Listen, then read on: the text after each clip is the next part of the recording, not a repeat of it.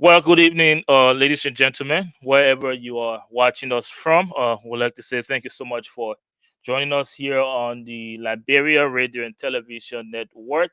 And if this is your first time joining us, the Liberia Radio and Television Network is a local media institution right here in Northeast Philadelphia. And we just recently opened our office in Liberia. So we're officially opening Liberia for business. So check us out on Facebook, that is the Liberia Radio and Television Network, and also on YouTube, same name in Lrtn for short. So do us a favor, please, and follow this network on Facebook and YouTube, and make sure that you encourage your friends and family to do the same. Tonight, we are bringing you a very special interview.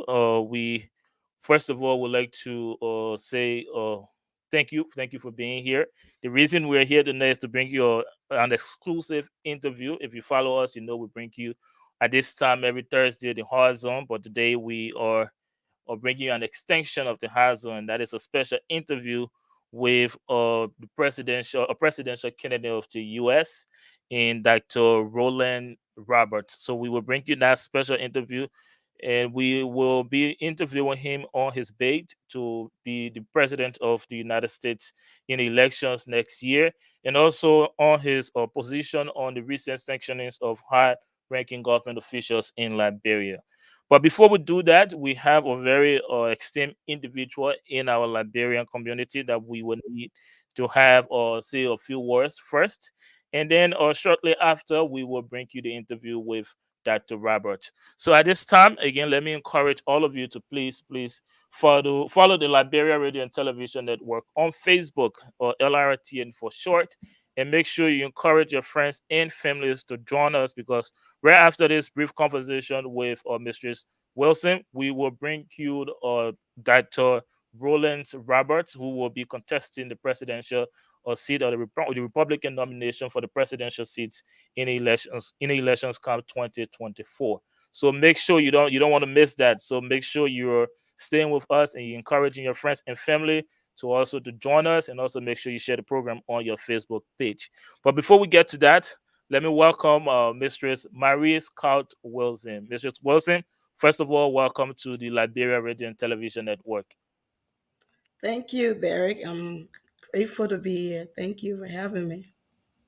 It's a pleasure, and I love the beautiful smile you have on our face. And now, let me give you the opportunity. Let me give you the opportunity to tell us a little about yourself, about the audience, and then I will build up from there, and then ask a question about the wonderful work you do. I saw pictures of the humanitarian work you do in Liberia, and so we just talk to our audience briefly about that, and then I'll ask you some of the questions I do have here.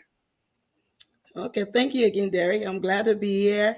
Hello to Mama Liberia. This is Mariska Wilson from the Mariska Wilson Show, the positive aspects of Mama Liberia, and I'm glad to be here. Um, I am Marie. I am a humanitarian. I'm selfless, and I love to serve. Thank you. That is a good initiative. You love to serve. So Mistress Wilson is a humanitarian, an activist, an advocate. So what are some of the achievements you've had, or some of the goodwill that you have extended to Liberia? Can you share with us very briefly? And yes, just share with us on some of the work you've done in Liberia recently. Actually in Liberia, I like another thing I left out, I'm a mother of countless children. So saying that maybe after this show I will have more children. So giving birth is continuation for me. So in Liberia, and I have, help with some humanitarian endeavor, answers to some SOS call. One of the major one that was so devastating for me was an SOS call for a malnourished young child in Liberia. And at that time, that's when I got real connected with the gender ministry, which was with Minister Wilhelmina Pisotari City. And she was very helpful, in answering that SOL call with that initiative that I took. And after that, it encouraged me more to do more. And I went back to Liberia. This is after being like in America from 1985. I returned to Liberia for the very first time, 2018, and then there was another SOL call called by the city mayor of Pennsville, Madam Taylor, Pam Taylor, and I embraced that initiative, and we established a group called the Liberians for Clean Liberia. So my first visit to Liberia was like uh, 2018, after being here over 30 some odd years. So when I went back, I immediately went and engaged that endeavor. So, and I just been an advocating for people from different, yeah, that's me over there, advocating for people, being there for my fellow Liberians, and then in the U.S., I work along with the Red Cross of Iowa, and I have done other community services within my community. That during the pandemic, we went out to give up, help out people with, proper PPE things with churches and other places. Some other things I have done is like doing the shelter, going to the shelter, cooking for the youth, and just being there, being a community servant, which I enjoy. And I also doing other things within my church. So Christ Outreach in Iowa. Thank you so much, Mistress Wilson. It seems you are involved with a lot of humanitarian work, and it seems like you really enjoy doing that. So I must say thank you so much for your service to Liberia. Is always a good thing. Even the Bible said it, that there's more joy in giving than there is in There is, receiving. So yes, I hope that you get the joy you need from doing what you do, and I hope you continue to do it. Now, before I ask you for your closing remark, let me remind the audience after this brief interview with Mrs. Wilson, we will have Dr. Rollins Roberts here for a very special interview on his bid to be the Republican nomination for the presidency next year, and also on his stance on the recent sanctionings of high-ranking officials in Liberia. So, right after that, stay with us. We'll bring you that interview. Now, let's go back to you, Mr. Wilson.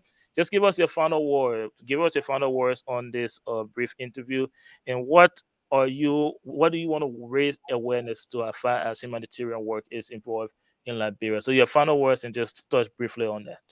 well, my final words is to encourage fellow Liberians that no matter where we are, for ourselves in the diaspora or whatever, don't abandon your home. I'm very passionate about Liberia, and no matter where I'm at, I grew up in this country from youth, so from a teenager, and my passion always been with my country, Liberia. I appreciate America, but I would not abandon my country, Liberia. That's the place of my birth. And I'm so proud of her. And I want everything best for her. So, in doing so, we want us to stay united and seek the right thing for our country. So, any injustice is going on in our country, regardless of our political differences, we should always seek the best for Mama Liberia and stand against injustice for Mama Liberia. Thank you.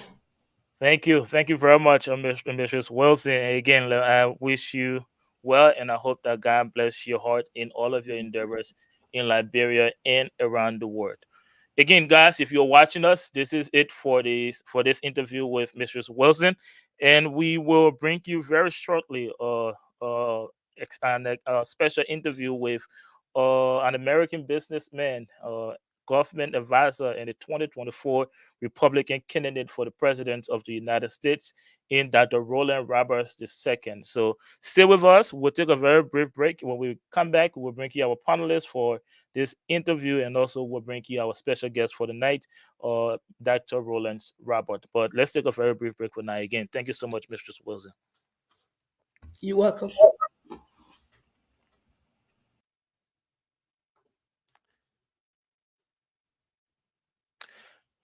Well, if you're watching us, this is the Liberia Radio and Television Network. So make sure you're following us on Facebook. Make sure that you're encouraging your friends and your family to join us here on the Liberia Radio and Television Network. And we're gearing up for a very special interview with Dr. Rollins Robert II. and we will be talking about his bid to be the Republican candidate for president of the United States in 2024, and also on his recent strong stance against the sanctionings of corrupt or of high-ranking government officials in Liberia. So we'd like to have our panelists and our special guest on the screen so that we can get right into this interview. Good evening, Dr. Robert. How are you? I'm great. How are you, Derek? Doing well. Thank you for joining us, and let me officially welcome you to the Liberia Radio and Television Network. And we hope to have a good conversation here today on this network. But again, welcome to the Liberia Radio and Television Network. Great to be with you. Hi, Dr. Thank you. Greetings. And so let me just run through the itinerary for this interview. So we'll have it's a panel interview. So I have Mr. Solomon Reeves, I have Mr. Matthew Foley, and so I would now take the opportunity to start with you guys to do a brief introduction of yourself, and then we will finish up with Dr. Roberts. Mr. Reeves. Good evening, Dr. Roberts, Mr. Foley, Mr. Yali. I'm glad to be on. My name is Solomon Reeves. Personally, I'm in New York City, precisely in Staten Island. I'm a Liberian, Liberian American, if you will. I'm also a partisan of the Republican Party, and I'm doing humanitarian work in Liberia, especially in rural resources, the village right behind me there. So I'm glad to be on and for us to talk about matters concerning humanity. Thank you very much for having me. Thank you very much, Mr. Reeves. Let's come over to you now, Mr. Foley. Welcome to the Liberia Radio and Television Network, first of all, and also talk to us about yourself, Mr. Foley. All right, good evening. Good evening, Dr. Roberts. It's great to have you on here this evening. I'm Matthew Foley. I'm also a Liberian. Um, I've studied here in the States and back in England. I study criminal justice and sociology at Iowa State, uh, global affairs at Penn State, international relations at the University of Leeds in England, and I'm currently completing a Juris Doctorate at Albany Law School. So I do um, international relations. That's like my specialty, and international law, government law, and so forth. So I look forward to speaking with you tonight. Thank you for being here again.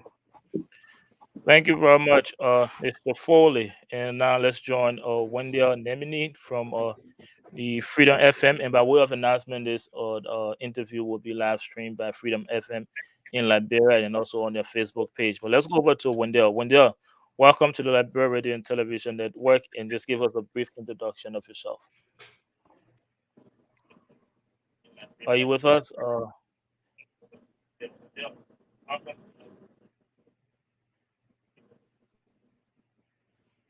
Thank you very much, Derek, and thanks to the rest of the team for this wonderful day. And like to say,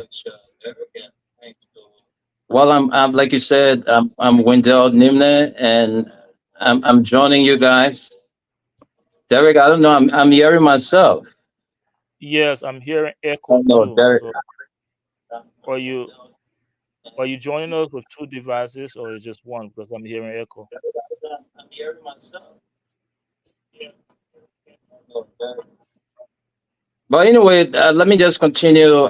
I'm Wendell Nimne from West Africa, Liberia, a Liberian journalist, and it's good sharing the platform with you, Dr. Roberts. I want to say thank you for taking up your time.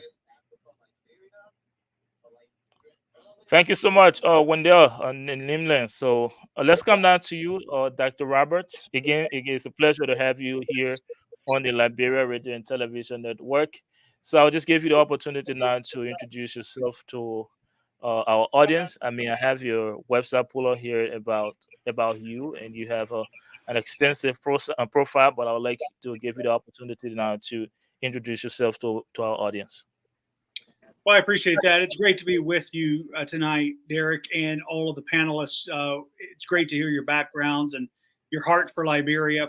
My journey began in corporate America. I grew up in West Virginia, and I can tell you that one of the most important things growing up for us was value, our work ethic, our integrity, and so the more I went in business, we had great success in technology companies, database companies, software as a service, technology, cybersecurity, artificial intelligence. But then things moved into government in 2016, and I was an advisor on the U.S.-China trade war, and then also did some things in Africa, numerous countries in Africa, on clean water and education. We still have Rollan College over there. In fact, last year, 2022, we graduated 2,451 students in our Kingdom College of School of Business and Entrepreneurship. It was the largest gathering of a non-political gathering in the county history of Vihiga. So it's been great, really serving the people in the continent of Africa in entrepreneurship and in education and in clean water. And then we've also, since 2021, I was with a U.S. delegation to South Sudan. South Sudan is the world's newest country. And so we've been trying to help them in the ways of peace and a republic and how to govern in that way. And so it has been a pleasure and an honor to see the growth in that country as well. And then some of the things that I've seen in working with other countries, it exposed a lot of the American corruption behind the scenes, how we manipulated other governments, how we manipulated people. And it got to where there was a moral crisis that I was faced with.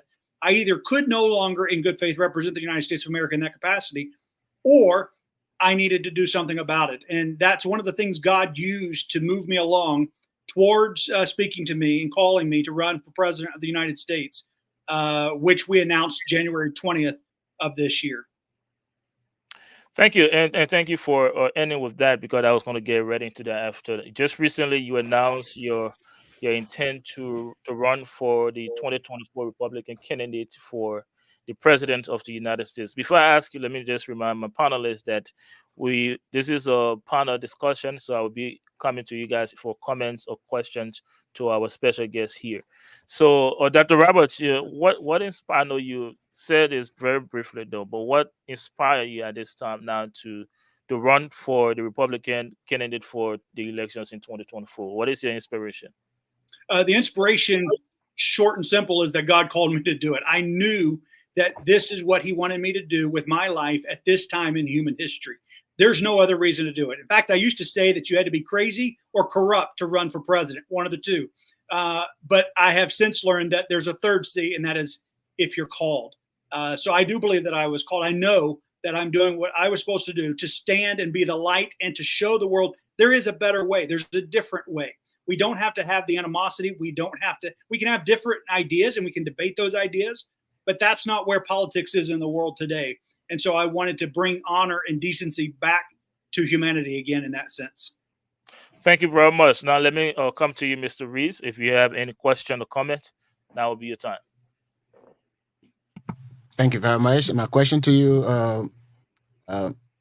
Honorable Roberts, is that both of us, we are Republican, and we have something there they call RANO, the RANO and the other one. So what is your stand on some Republican being RANO and some Republican being just Republican? How can you bring everybody together regarding the way the party is? It's a great question, and you're right. The party itself is very divided, and then add the Democrats and independents to it, and the country almost seems that it is impossible to unite. And I can tell you that if unity alone was the goal, then the only way to accomplish that is through compromise and through watering things down to the point that they don't have the impact that we need on the world today. How I believe that unity and uniting the Republican Party and the United States at large is going to be a byproduct, not the end. It is a byproduct of what the correct goal should be. When unity is the goal, we'll make wrong decisions, we'll do wrong things.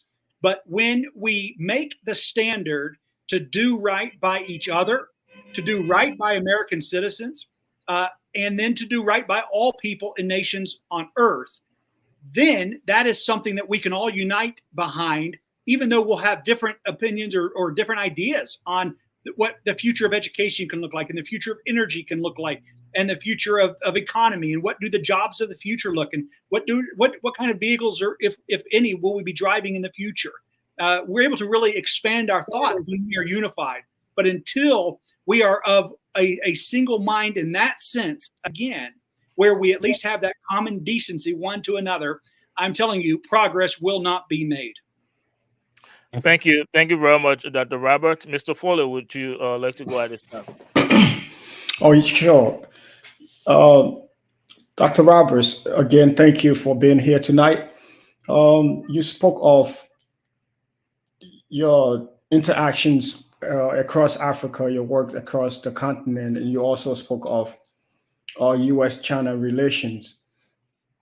Currently, there are over 5 or 6 other candidates hoping to represent the Republican Party in the 2024 presidential election.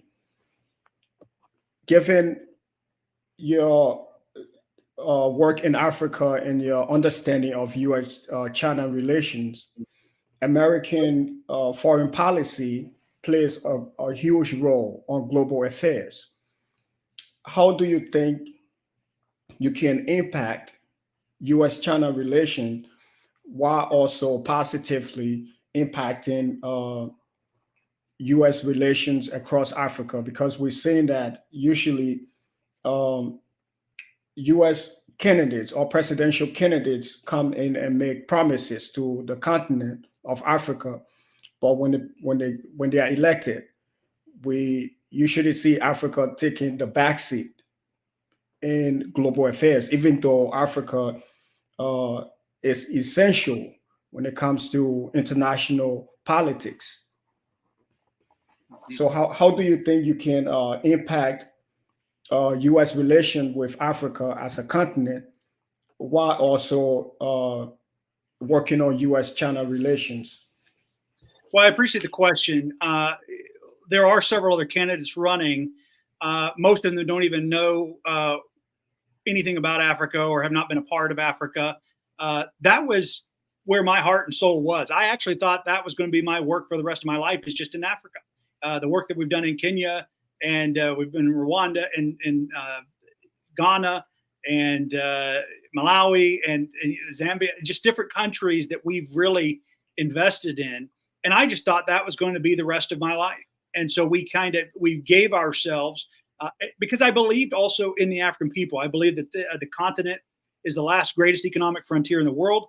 I believe that they have a very similar unity problem, and that if the 1.4 to 1.9 billion people on the continent could come together and override some of the tribal conflicts, that they would be one of the most powerful forces on earth.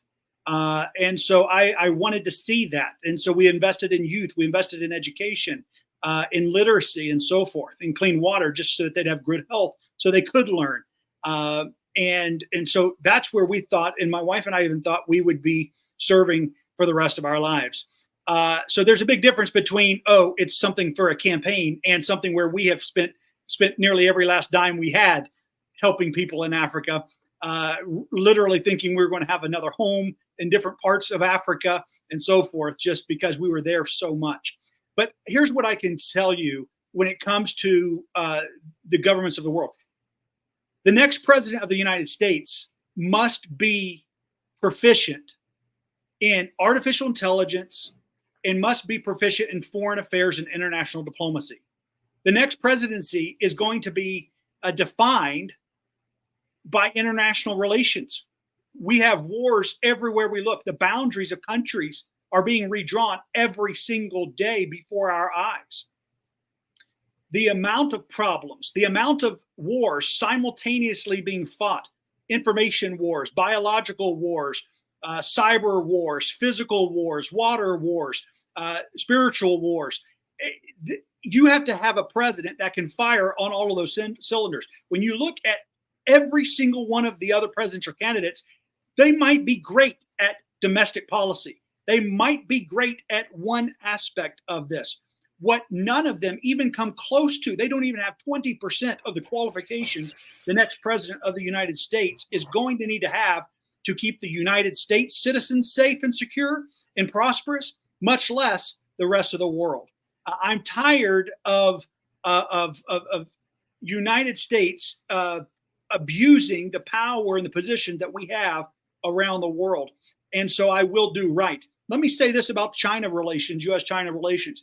I had the privilege of speaking and addressing China's business leaders and government leaders in the Great Hall of the People in Beijing, China, about 5 years ago. And when I was there, not something very few Americans have ever done. And so when I was addressing them, I was addressing intellectual property theft. I was addressing the U.S.-China trade war and the gross difference in trade. And then I basically told them they don't have to copy us and to steal our intellectual property. That they're made in the image of God, just like we are. They've got brilliant minds and they can create. They don't have to copy, and they can create products and services that contribute to humanity and better all of our lives on the planet. But here's what the government officials told me at the end. They said, while we don't agree with you, because they value deception as a business tactic, and in the United States, we believe that that is morally and ethically wrong to deceive people, but they believe it's a good business strategy. And they said, even though we disagree with you on several of these points, what constitutes intellectual property theft, etc., we at least appreciate your spirit. We really like the spirit you've said it, and so we honor you for this. And I really believe that in all international relations with every country on earth, we have to have the ability to communicate. We can speak truth, we can articulate clearly, but we can do it with the right spirit so that it can be true relations with every country on earth. We have to have the ability. Thank you very much, Dr. Robert. And guys, if you have a follow up, just interrupt me and let me know. And I'll give you the opportunity to do a follow up. But let me recognize the president of Mistress Wilson. Mistress Wilson, if you have any question, you have the opportunity to do so. You're muted, Mistress Wilson. Thank you. Talking to myself. Thank you again once more, Dr. Roberts. Is you now your familiar face, so I'm very grateful that you are here. I am aware of some of your work, and I know you know that. So I appreciate you. So we are very grateful you're here. But now you spoke of those other African nations, and Liberia is now your next adapted home. I take you by force, that's who I am. So Liberia, Mama Liberia is your next adapted home that you going to incorporate Mama Liberia with the rest of the other African nations. And there are things that you now becoming aware of with Liberia. Liberia was birthed by the United States of America. So in doing so, we are America baby. So if you have your baby, you should be able to continue to nurture her. You shouldn't give her heart, make her feel bad and pain and all those different things. So some of the damages that have been done to Liberia during the one government, we need to put an end to that. And putting an end to that, it will not take you alone. We are aware of that. We take collaboration from other, how you say, bipartisans and whatever, to see how they all can come together to help Mama Liberia. I appreciate your work from other African nations, but I'm speaking from my heart, and you know who I am. Mama Liberia is my pain, and everything right now. My country cannot no longer be denigrated. like the great United States. I came here as a teenager in 1985. Like America is my home. Though. Everything I know is in America. But my place of birth will always be my passion. When I took the oath to be a United States citizen, I was told, and I remind you on that the judge told me no matter what you do, you have to return to your home. Don't forget your home. And that embedded in my head. Because of that, I remain passionate about my home. So I will appeal to you tonight and to the rest of U.S. Congress. We need to end this. Liberia can no longer bleed. We have a loud voice and we are speaking. So thank you once more. Thank you Thank very you. much, Mrs. Wilson. Would you like to respond to that, Dr. Robert? I would say on the bipartisan effort, on the U.S. delegation to South Sudan, it was completely bipartisan. It was 5 Republicans, 5 Democrats, 6 U.S. Congress people, 3 U.S. ambassadors, and me, and generally speaking. And I can tell you that at every country we went to, it looked nothing like how the two interact in the United States. They were unified.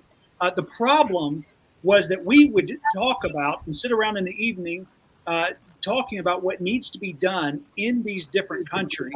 But then when we get in front of the State Department or when we get back into some formal setting, all of a sudden, all of the things that we had said went out the door and everyone reverted to well, thank you for all the great work you're doing. And there was never any change. So we would say one thing to the country, the host country, but then when we're with the State Department, the people who can affect change and really drive a lot of the policy in these various countries, all of a sudden the mouths were closed. In fact, they did the opposite. And so that was part of the problem that I saw, the injustice, that it was completely opposite. Well, nothing's ever going to change if that is how we're moving forward. So I can tell you that everything that we're doing, everything that I will do as president is everything that I've been doing. It's not something new that we have to start. It is not a new behavior for me. It is a continuation of what we've been doing for years. And I believe that we can make a change. I believe that it starts with us. I can't go back and fix all of the grievances that have happened in the world. But the reason why I was so moved by what's happening in Liberia right now, I was just in Chile, South America, several weeks ago, dealing with another grave injustice that the United States committed against someone 30 years ago, Carlos Cardoan. He still has an Interpol red notice, the world's most wanted man, on him. He's been a prisoner in his own home only for doing our bidding, and then we burned him. And this is happening over and over and over around the world. And so I'm evaluating all the different grievances, but I can't go back and change that.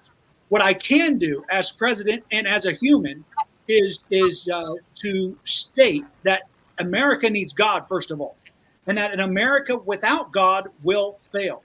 And that with a Rollan Roberts for president, I will do right by our people, just like I expect every president of every nation to do right by their own people and nation. And then I will do right by all people in all nations on earth.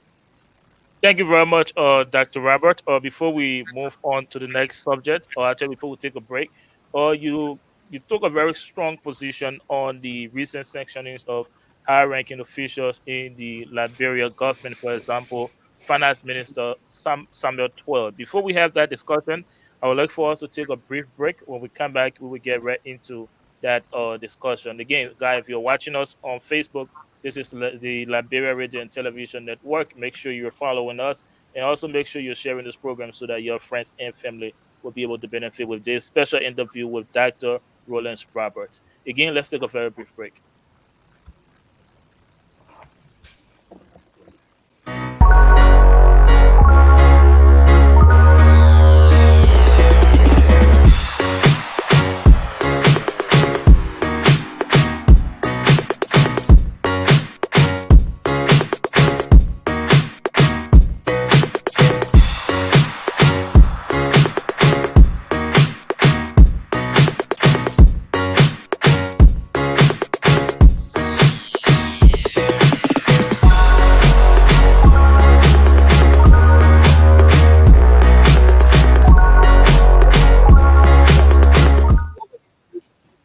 on one radio station, Freedom Radio, 87.9 FM. Welcome back, ladies and gentlemen, wherever you're watching us from. This is the Liberia Radio and Television Network, your local media institution, right here in Northeast Philadelphia. My name is Derek Yale, and I'm playing host tonight in a special interview with Dr. Rollan Robert, who will be contesting for the Republican or candidate for the presidential elections next year. And I'm here with a team of panelists for this special interview. So let's get right into our next conversation on your position on the recent sanctionings of high-ranking government officials in Liberia. And for this, I would like to begin with you, Mr. Foley, and you can start off up with any questions and comment on the sanctioning in Liberia, Mr. Foley. Thank you, Mr. Yali.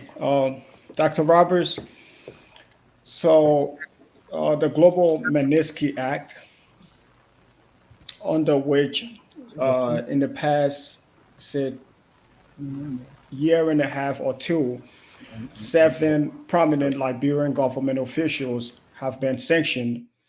That act began back in 2012.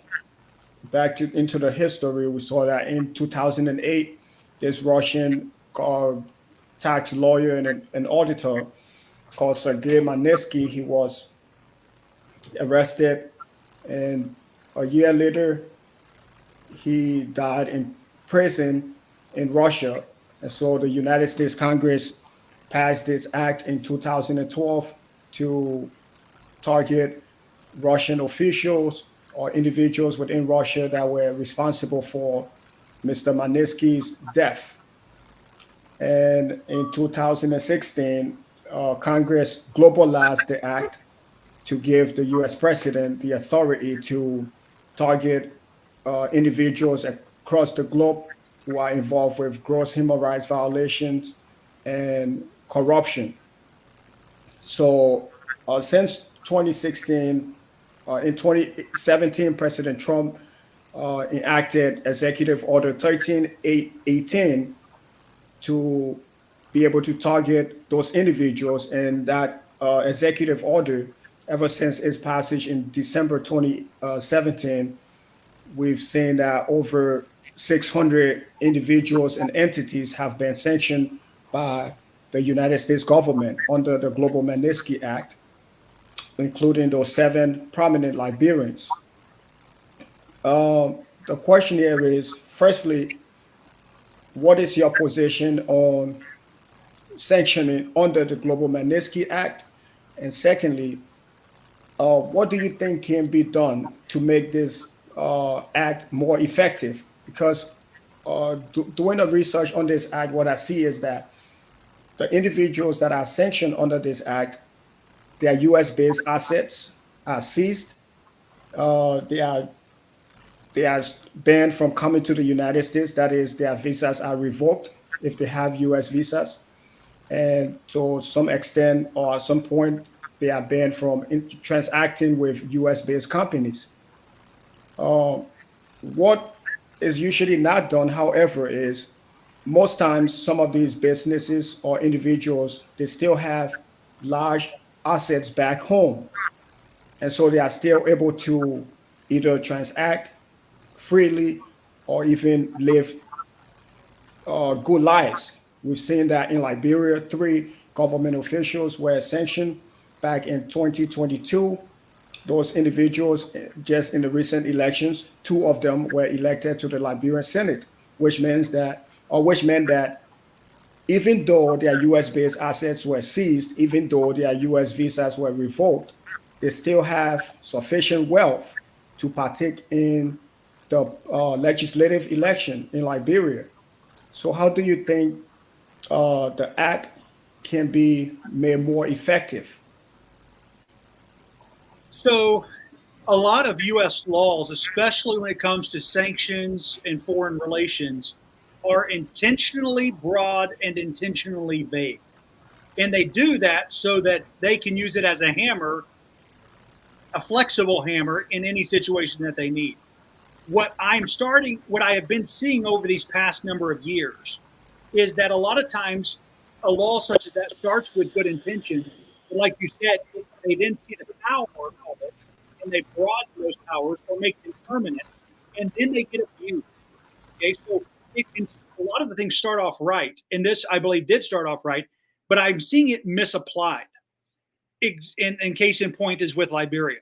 So in this situation, and I've seen it done in South Sudan as well, where and it's a specific application, and there's other applications that are perfectly appropriate, but I'm seeing it more and more where the United States uses it as a weapon against commercially, a commercial weapon.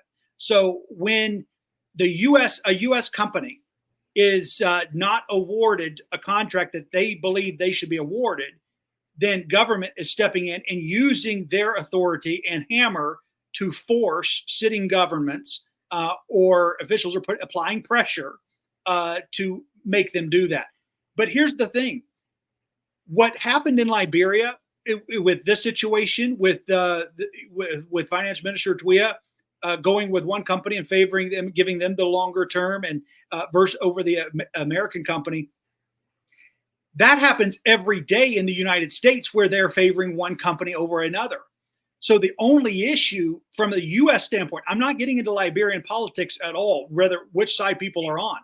I'm saying from the United States perspective, we abuse the sanctions when what should have been a commercial transaction with another government, instead of just saying, okay, we did not get that contract, and understand that that's how business goes oftentimes.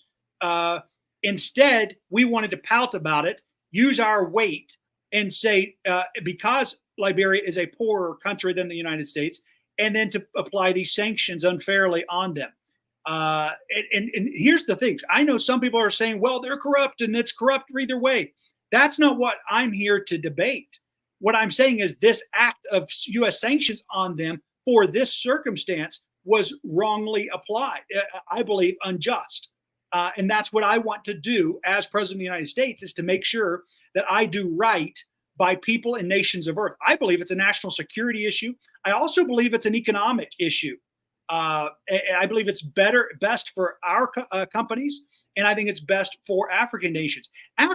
Every sovereign nation gets to choose for themselves the best way to govern. I can tell you that if I was the CEO of an American company again, I've been the CEO of several.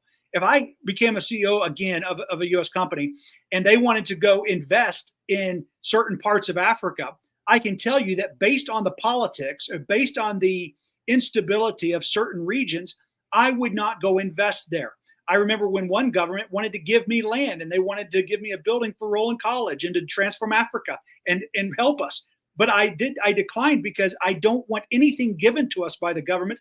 I'm hesitant enough to pay for it, because oftentimes they'll come and say, well, someone else already owns that and it's been sold 10 different times and it goes back to the original landowner. So there's some real complications, and enterprises around the world must understand the challenges to doing business in Africa. But it's worth it. And that's where my policies come into play on how would I govern the United States and what would my foreign policy be towards African nations. My position is that giving aid to African nations impoverishes them. What I want to do is invest in African nations. It's not aid, it is investment. And if it's an investment, we can do twice as much, 3 times as much as what they currently get. What people are upset about is the corruption. And trust me, there's plenty of corruption here as well. But all of our aid is basically going from America's right hand to America's left hand, no matter what country we're giving it to. It rarely reaches the people. And Gaza is a great illustration of that. But so are African nations. If you look at the GDP of African nations at the year we started giving them aid, as early as in the mid-70s, early 70s. And then in the early 2000s, when they did a GDP comparison, every single African nation was poorer than the year we started giving them aid. And so we must increase the investments into infrastructure to support all the African nations. But that's where I'm coming from on the sanctions. That when it's misapplied, that particular clause in that law is misapplied to commercial situations. No government in the United States gets involved when one company is awarded a contract over another. And just because you've got some lever of power that you can use to try to win that contract, that seems more corrupt to me than the other. It means someone somewhere probably had a financial incentive and didn't get paid on the U.S. side.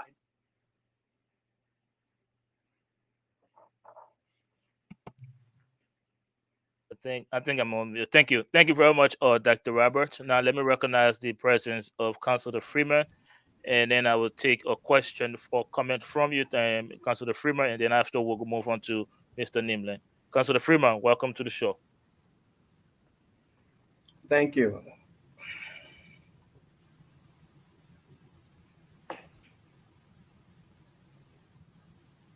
Go right ahead, Councilor Freeman. Oh, good evening, Dr. Robert. Let me first of all apologize for coming in late. I'm actually in DC and I got stuck at the national capital. Notwithstanding, Dr. Robert, my understanding of your approach is a hands-off approach from Africa. You have made a number of insinuations. On the first hand, you've concluded that those individuals that were sanctions, the sanction of the Magnitsky Act was wrongly applied. It seems to me, and this is not a question, I'm not here to ask a question, I'm here to directly understand Dr. Robert's position. He made conclusory statements. You were saying, on the one hand, the sanction was wrongly applied. The U.S. government has the intelligence. Unless you are saying you have some additional intelligence other than the President's Intelligence Committee, other than all of the national security advisors, with regards to the issue of corruption. Now, let's put this in context a little bit. Take, for instance, someone came into office 6 years ago, and within 6 years, that person now becomes a millionaire. You also mentioned that aid to Africa is being wrongly applied. Part of the reason that's happening, because when government officials come into office, they enrich themselves to the detriment of the population. Now, that to me resembles corruption. Yes. Now, the Magnitsky Act is just one act. There is the UN Convention Against Corruption that was passed in 2003, of which Liberia is a signatory to.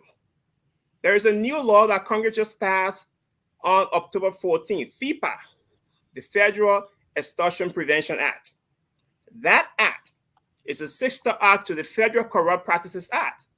However, the FCPA targets mostly businesses and non-government individuals. FEPA, on the other hand, the Federal Extortion Prevention Act, is intended to target the demand side of corruption. Leaders in other countries seeking bribes from government officials or businesses in America. These guys were not sanctioned even under FEPA. They were sanctioned under the Magnitsky Act. Now, Dr. Robert, for example, imagine yourself growing up in West Virginia, correct? And had it not been for the good schools that you were attending in West Virginia, you probably wouldn't be here today. There are a lot of young people in Africa, young children, who are unable to go to schools. Pregnant women die at childbirth. The infant mortality rate is so high in my part of Africa, Liberia to be specific, particularly because of corruption. Now, if those people cannot be prosecuted under the UN Convention Against Corruption, if they cannot be prosecuted by their own home country when they commit corruption because they are high-power government officials, then basically what we are saying, they should go scot-free. The Magnitsky Act, the FEPA and FCPA and other Department of Justice Act they have in place are intended to target individuals who, to the detriment of the population, enrich themselves. The individuals you are mentioning, Minister Twe and some of the other gentlemen in Liberia, these are men who came into power 6 years ago. And within that 6 years, most of them have become millionaires. Now, you're saying to me that that act was wrongly applied when the majority of the population continues to live in abject poverty? No, I'm saying, counselor, that you made my point for me. That's what I'm saying. You said it exactly. Whatever corruption they did was in the past. It's not over this one issue. The problem is we applied the sanctions to this one issue when maybe they are more corrupt than anybody could ever imagine. And I'm saying the wrong thing was applied at the wrong time in the wrong way. If not that they're not corrupt, or whether they are or not, that's not for me to pass the judgment. In fact, I don't want America passing judgment. In this case, the reason the United States got involved, likely, I wasn't the one to do it, so I wasn't privy to the conversations. But when I have seen this before, we turn a blind eye to so much corruption around the world, and especially even in our own government. And then we selectively apply only if it's going to monetarily affect us. Okay. And so why did America not care about the corruption of these individuals for the last many years and becoming wealthy and so forth? Okay. Why? And so you made a point exactly for me of why this. I'm not saying they shouldn't have been sanctioned for something at some point using the UN Convention, but I am saying when it's used under what it was applied for in this circumstance, it was wrongly applied. That's why we have to be just. And the United States must start. We need to let sovereign nations govern sovereign nations. And the only involvement I want to have in foreign nations is when we can invest so that we can have peace, and so that we can have prosperity, we can have economic empowerment and improvement for people. You know why we started doing clean water initiatives in 2017 in Africa? Because I was over there doing entrepreneurship and business initiatives at the request of African governments and the United Nations. And let me tell you, I'm like, how in the world can I help them with business when they need water to survive tonight? They need food tonight. I've got to solve some basic necessities. And so the biggest problem I found was aid. It was the aid that we were sending. That's what's enriching your government leaders more than anything. We've sent billions of dollars, for example, in aid to South Sudan. We've sent billions of dollars in aid around the world, but mostly 85% of all the countries we give aid to are African nations. I mean, it's a focal point. And I'm saying that it has done nothing to help the people, and it has done everything to enrich the powers and the people in power. And that's what needs to change. That is a system problem. Sanctions as a whole, we misapply oftentimes. Look at the Russian sanctions that we did. The sanctions we thought that were going to bring Russia to their knees back at the beginning of the Russia-Ukraine war.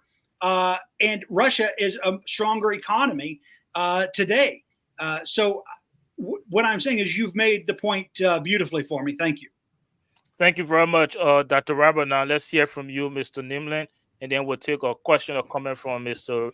Reeves as well, and then Dr. Robert will be able to respond. But let's hear from you first, Mr. Nimlin.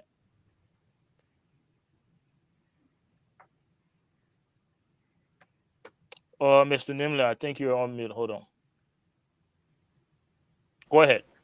Thank you very much again, Derek. And just before I come forward with my concern, I just want the counselor to, understand something. I want the counselor to use the word alleged, because according to him, in 6 years, Samuel Toy have become a millionaire. I don't know whether you have any evidence to that.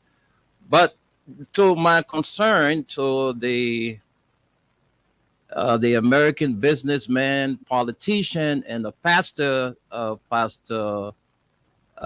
you are there, and I'd like to know from you, because you said the finance minister favor one enterprise over another. According to you, is something that the United States will do 100 times today alone. So you care to tell us the names of some of the companies? Are they operating in Liberia? And in furtherance to my concern, sir, You care to speak to the issue of the sanction? Why are the sanction being targeted at a certain group of people? In recent time, we've noted that 6 persons from the ruling establishment was placed on the sanction list. Why are they targeting a particular group of persons?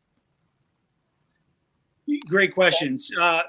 But First, Dr. Robert, I'm sorry to interrupt, but can we get the question or comment from Mr. Reeves, and you can just respond to them at the same time due to time. But Mr. Reeves, can you come in with your question? Thank you very much.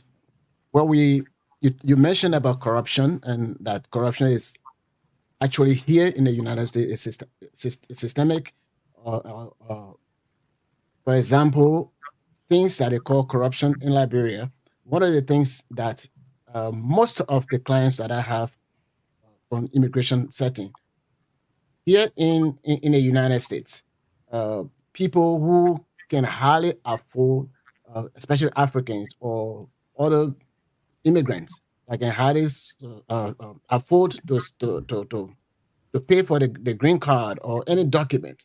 The United States government, whenever they give the application form, in fact, let me be focused on Liberia instead of the United States. Many Liberians in Liberia, all of us we know that the safe haven for Liberians is that of the United States, and anytime they have any opportunity to travel to America, the requirement, especially the visa fee and all those stuff, and the United States government, the State Department, they know exactly how many people they're going to give visa. But then they gave application for 50 million people. I'm just exaggerating.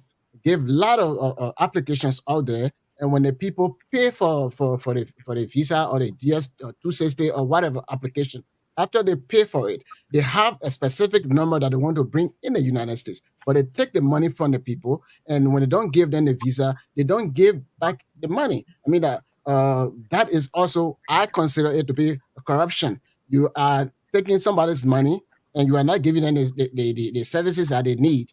And many of our people in Liberia, sometimes they will sell that piece of land just to make sure to get that visa to come to America, and then they will deliberately deny them. And America knows that they prioritize business people that will be leaving from Liberia to get a visa.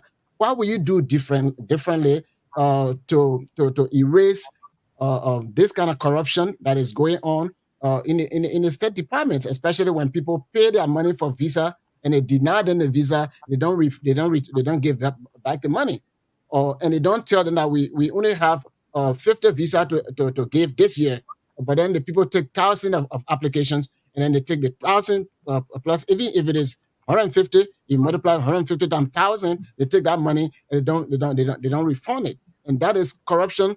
That is a corruption.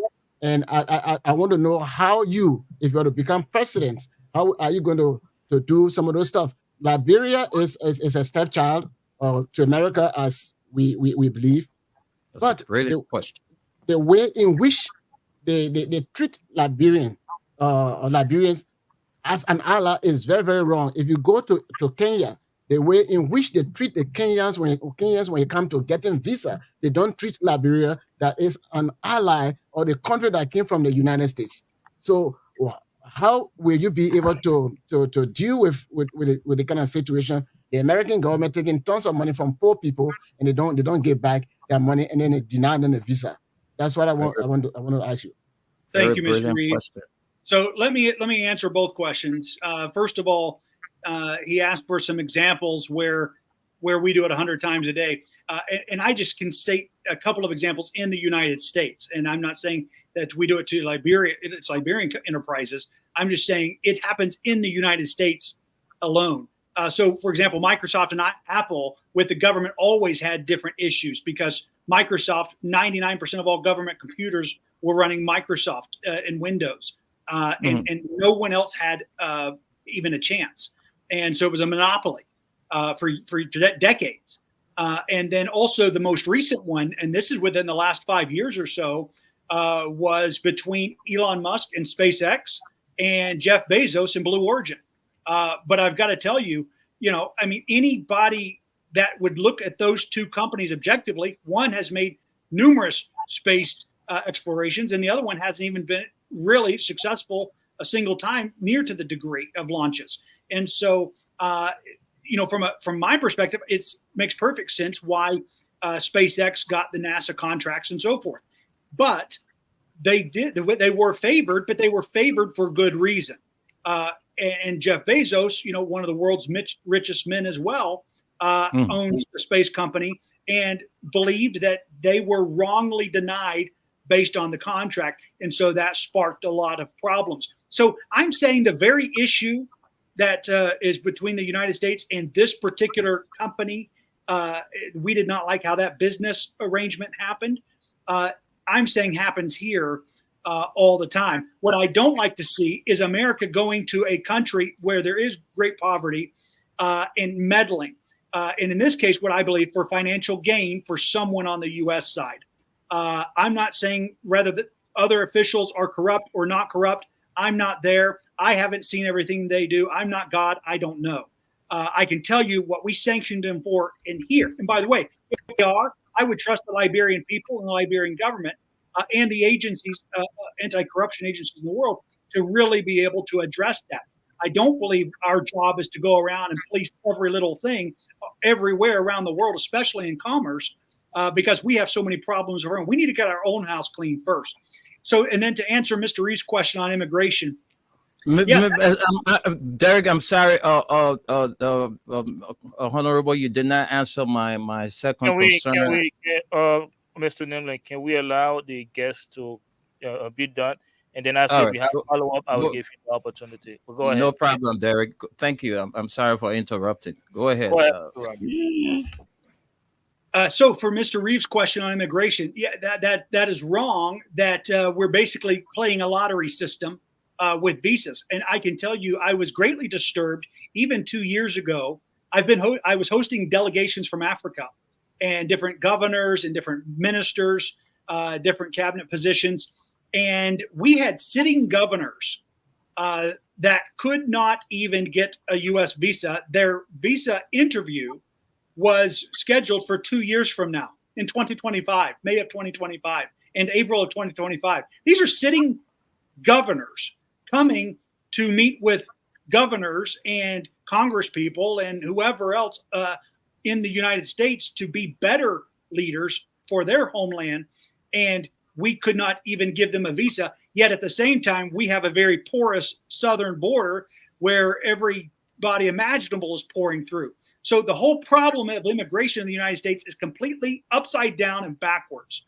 If the people who are trying to do it right are being denied, and then the people who are doing it wrong seem to be getting everything. But a lot of times in life, it sometimes looks like the people who are doing wrong are the ones winning. And I can tell you, you have to guard against letting that play tricks on your mind and kind of enticing you to start doing wrong with them. We're seeing that in the United States in the last 2 days. I was having to talk about all the American corruption just with Colorado and what they're doing with keeping Donald Trump off of the ballot, which, by the way, is just a symbolic move at the moment because they've made the order and then they put a stay on it. And then when the U.S. Supreme Court takes it up, it's a permanent stay. But it was enough to spark outrage. And so we have so much corruption, things that we would have sanctioned other countries for, we're actually doing ourselves here. So immigration has to be fixed. How I'm going to fix immigration is making it a 12-month process to getting the green card and to getting U.S. citizenship. So we'll expedite in a 12-month time frame where it's a direct request with the U.S. government, no middlemen and so forth, which is where it gets so expensive. People paying $15,000, $20,000, $30,000 to become a U.S. citizen, and it's taking 10 or 15 years. So it's faster right now to come in illegally. And so what I want to do is, for those who are already here, we'll have a 7-year pathway to citizenship where when as they're paying taxes and they're not in trouble with the law, and they don't have any criminal issues and criminal records, then they'll get to stay and they'll become U.S. citizens after 7 years. We have to plug that hole and then reward and incentivize people to come in the front door. So, but we definitely need to put a stop to the lottery system of a visa. If people are paying for that process, and we already know we're only issuing certain amount, then that's a problem. That is dishonest. But I can tell you that is systematic, that is emblematic of the thought processes that we're applying around the world. We have to stop thinking as institutions and realize that we are people. There's always people behind companies, and we're dealing with people. We're dealing with people's lives. We're dealing with people who've sold their home to be able to apply for a visa just to be denied when we knew they would be denied. See, that's not right. But as things are brought, injustices are brought and grievances are brought, we will do, as president, what we're able to do to make those things right. So my question is, your follow-up, please. Huh? Your follow-up. You had a follow-up, bro.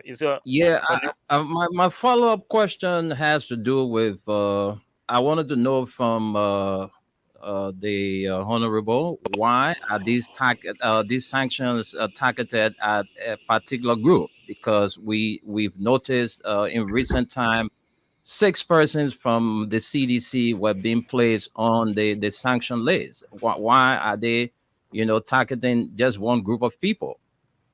Well, I can't answer specifically because I'm not inside of their head. But what I can tell you, sir, is that every time I have seen the United States do this, it is because someone on this side had a financial interest, which means it is in the act of trying to sanction someone else for being corrupt, we ourselves are being corrupt.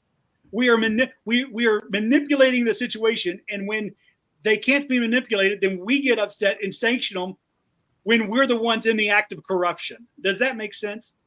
So I can just tell you when I've seen this before, that was always the situation. If not, we just stay out of it.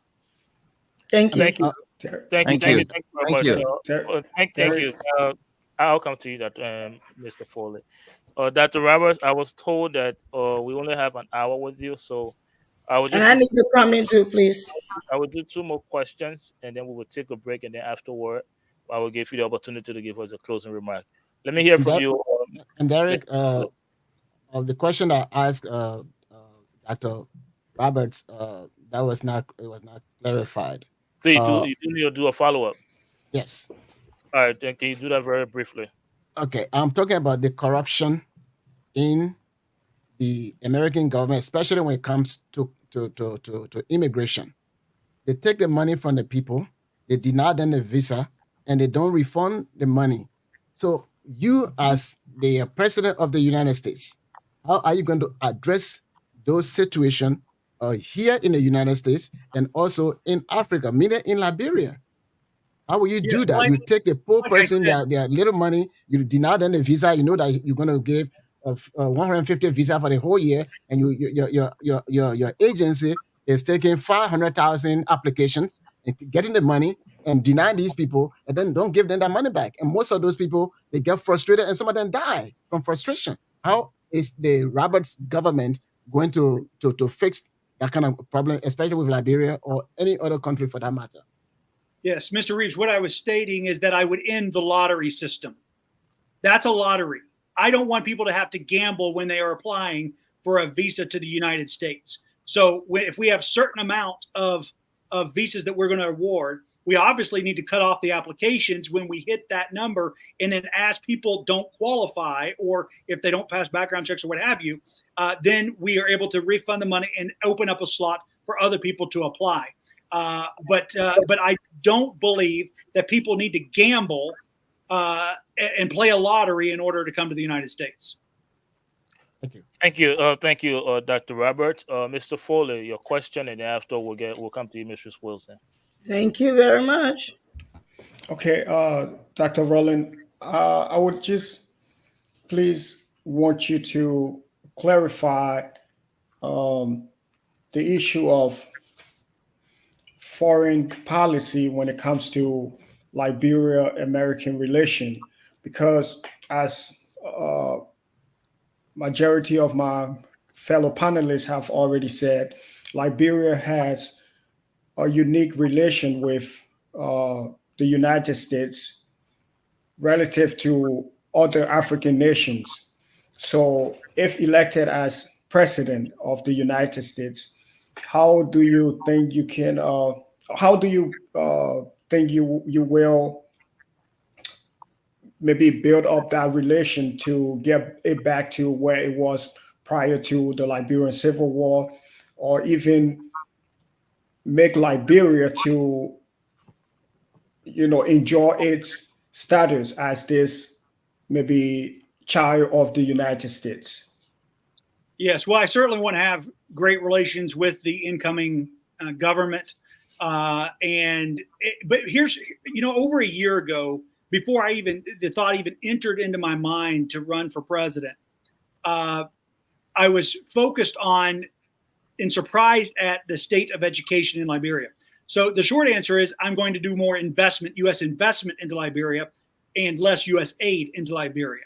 That puts the money and that puts the benefit going directly to the people, not to the people in power, no matter who's in power, no matter who the regime and the government is. I want to improve the lives of the people. And I was, because of all of the issues, especially in the 80s, 90s, and early 2000s, there was an entire generation lost of youth not being able to go to school. Even as recently as less than 2 years ago, they did not have one penny allocated for education, and so it was the education state today is whenever churches or different private groups are getting together to try to educate the youth, people are doing what they can, but I think that is woefully inadequate. The best thing I can do for Liberia is to help give the infrastructure for the people and to give education for the youth. It will transform the nation of Liberia 20 years from now. And so that's where we have to, that's where I see the investment needing to be made.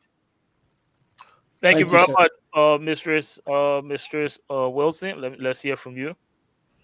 Thank you again once more, Dr. Robert. Pertaining to the sanction, first of all, as you all know, I am an activist. I believe in everything should be done fairly. So the Malinowski Act only apply from what I see and know. It seems as if the American government has allowed the similar thing that they are sanctioning this current government officials for.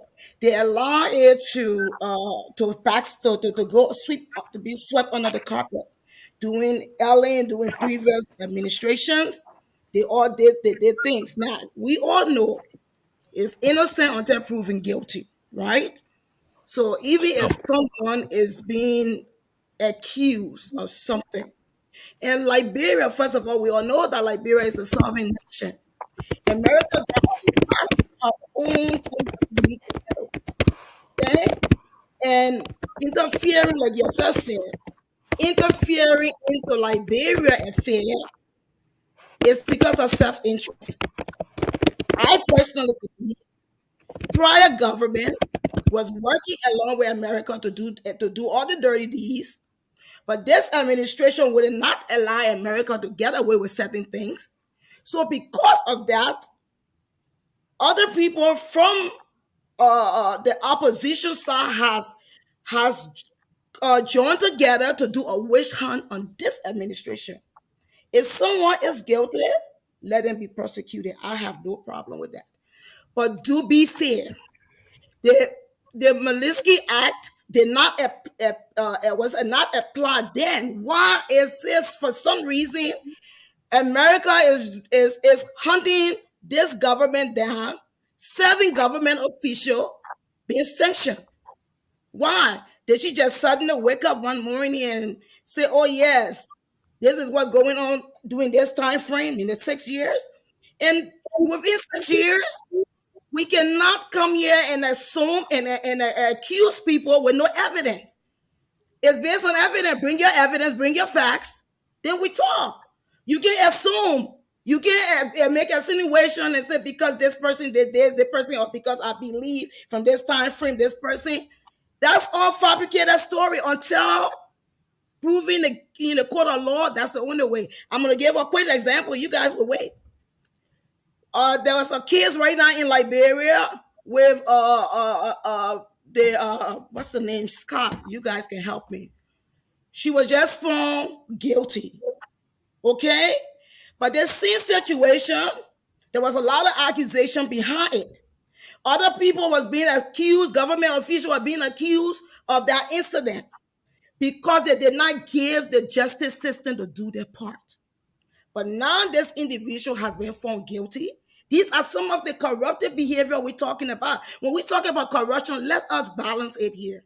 We shouldn't be looking at one end because it's benefiting us, and then we don't want to be fair. Let's be fair. If someone is wrong, let justice be served. Thank you. Thank you very much. And Dr. Robert, before you respond to that, let me just add my question there real quick. I know you said on the show earlier that you believe that the Magnitsky Act was misapplied in the recent sanctioning, and you also talk about that you don't want to get involved with Liberia politics. Well, there is something I'm concerned with, or there's a question I'm concerned with in your press release when you said when you asked the question, what corruption did they, referring to Minister Twer and other than on the other sanctions official, you say what corruption did they commit so heinous, worthy of destroying their lives and that of their family? And I'm trying to get you to clarify this question. They said you downplaying what those government, the corrupt act those government officials got involved with in Liberia, because if I must add, or some Liberians actually did celebrate the sanctioning of these government officials, because according to them, it is the step in the right direction to end the culture of impunity in Liberia. So they think it was a great initiative of the U.S. to at least make them to be punished for their corrupt act in Liberia. So by you asking that question, are you downplaying that the corrupt act that they witnessed during that 6 years, them getting rich overnight? I just wanted you to clarify that from your press release. Yeah, no, certainly not. Look, that question was English rhetorical in the sense of was the fact that they favored one company over an American company, was that worth the United States ruining their lives, keeping them and their families from ever coming here, and not being able to use the U.S. banking system? So it was a form of English that I was using to make the point. Certainly not downplaying any of the corruption in any other sense by anyone anywhere. But what I'm saying is, in this case, when one business is favored over another business, is that worth, to what degree does the punishment fit that particular issue? One of the questions that I've seen from this panel was, why did the United States target this situation and they haven't targeted all the other corruption and the other companies and all the other business deals? And my answer is what I have explained a couple times previously on this program, is that if there is not a financial incentive for someone on this side, I haven't seen the U.S. ever do this. So while I couldn't say for sure that that's what happened here, I can say that that's always been why they apply it so selectively in other cases. Thank you very much, Dr. Robert. Now let's take a quick break. When we come back, we'll give you the opportunity to close out on this special interview. Again, we will talk to you after the break.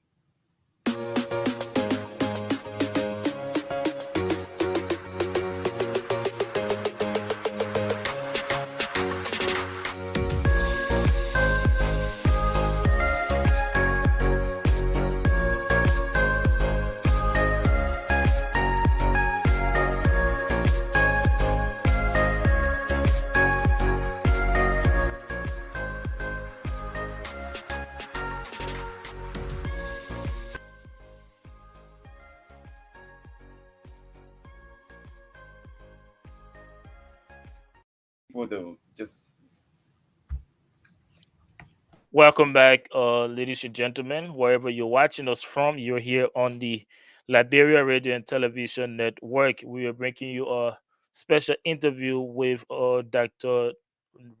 Rollins Robert, who is contesting for the Republican seat of the presidency in the elections next year. So again, we're here with a team of panelists and guest panelists from Freedom FM. We have Mr. Foley, Councilor Freeman, Mr. Reeves, and Mrs. Wilson. Again, back to you, Dr. Robert. Thank you so much for your appearance here on this network. We've had a very lengthy conversation, a very interesting one too. So I will say thank you so much for that. But now, with time being fast spent, I would like to give you the opportunity to give us your last word, your closing remark on this program, and then we will draw the curtain to this interview. Well, thank you, Derek, and thank you to all of the panelists. I've greatly enjoyed our conversation tonight. What I can tell you is that I care about everyone in the world. I will be the president of the United States, and I will do right before God. I will rule righteously and with sound wisdom and judgment. Part of that is that I need to do right not only by our country and our citizens, but I must do right by all people in all nations on earth. And that includes the nation of Liberia. You know, most U.S. candidates aren't talking to Liberians, but there's a lot of Liberian Americans in the United States. There's 10,000 plus in Iowa alone, and that's the first caucus state here in 3 weeks. And so my platform is that we need to focus on economy, national security, and family. I believe that the strength of the nation is equal to the strength of the family, and we have to strengthen families again. By the way, that goes for every nation and every culture on earth. If you want a stronger nation, you have to have stronger families. And then Proverbs 14:34 says that righteousness exalts a nation. So if you want to strengthen your country or any other country, and what I will do to strengthen the United States is simply to start doing right. So if I have to apply sanctions on any individuals or on any nations as president of the United States, I can tell you that I will establish them and I will administer those after seeing all of the evidence, not because I was felt slighted, not because I lost in a competitive bid, but because if the evidence warrants it, because you can rest assured it will be because it is just. And I think that's all that the people of the world want from their respective governments is fairness and equally applied law. And so America needs God. I believe all nations are blessed and benefited by acknowledging the Jehovah God. And so that's what we will do. And as a byproduct, we will be one nation under God again. Thank you. Thank you very much, Dr. Rollins Robert. Again, thank you for your appearance here tonight. And we hope to see you again as you pursue your endeavors. And we wish you well in your endeavors to be the Republican nominee for the presidency in 2024 elections. Again, thank you so much for appearing here. Thank you, Dr. Again, Robert. Hope to see you. Again, to all of you esteemed panelists, Mr. Foley, Councilor Freeman, Mistress Wilson, Mr. Nimland, thank you guys for making this interview a success. And again, you guys have a pleasant good evening. Hopefully, we can see your faces again on the Liberian Television Network. But yeah, have a good night.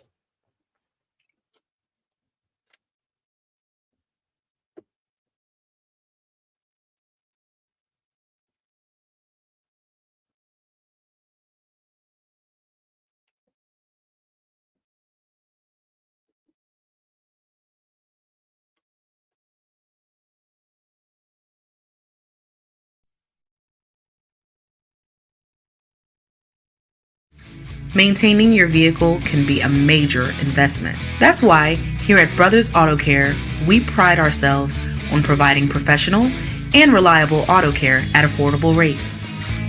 Whether you need an inspection, new brakes, or diagnostic reports, our skillful and experienced mechanics are here for you every step of the way. Call Brothers Auto Care now to schedule your next auto maintenance and repair service. At Brothers Auto Care, we help you drive home with peace of mind.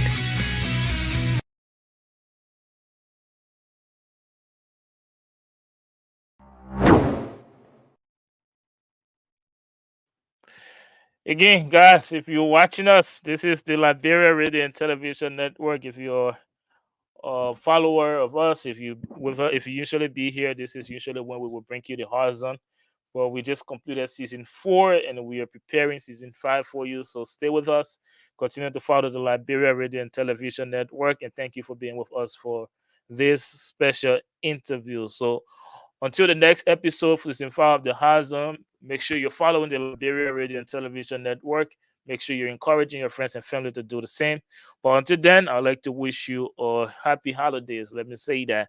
And also I would like to wish you a pleasant good night.